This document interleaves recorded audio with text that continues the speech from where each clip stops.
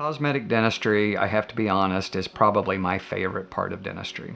And the reason why is you have somebody that wants that. You know, you may have a tooth that's broken in back and you need a crown on it or a filling on it. That's not something you necessarily want. You do because you have to. But so many times with cosmetic, that's something that people come in and they've already got a great attitude towards. They want to change their look.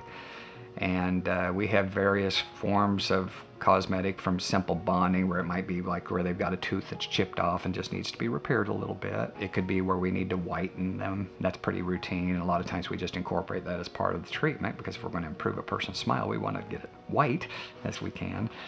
And then we also have minor orthodontics that we sometimes can deliver, or utilize the services of an orthodontist. And then finally, the area that I've been working in dentistry for probably the last 30 years has been in all porcelain facing, veneers, cosmetic work like that. I took a lot of study in that area about 15, 20 years ago, as I've always tried to improve my career. And so when we do a case, we like to do a mock-up of it, get them in, get them where they see what they're going to look like beforehand, and then we'll go in and do like a big veneer case where we might do 8 or 10 teeth. One of them I recall is I had a gentleman that he worked for Sprint, and he didn't like his smile because he had a lot of gaps between his teeth, and somewhere along the way, when he was a kid, his dentist had put a gold crown on his front tooth.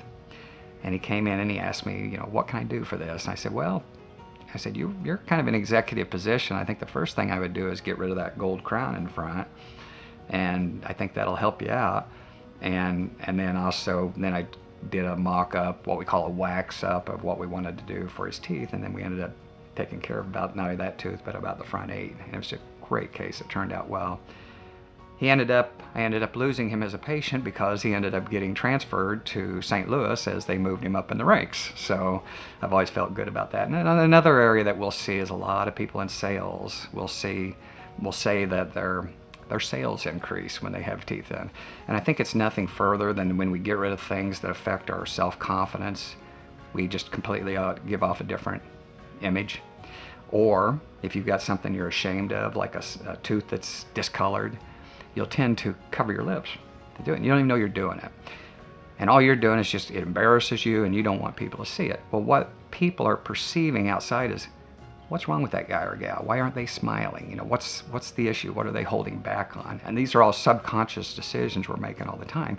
And that's why a lot of time in sales for people, because that's one area they get almost an immediate feedback on, is when we go in and help them out, they'll see things increase, and it's just because all of a sudden they're smiling. They're giving off a different aura.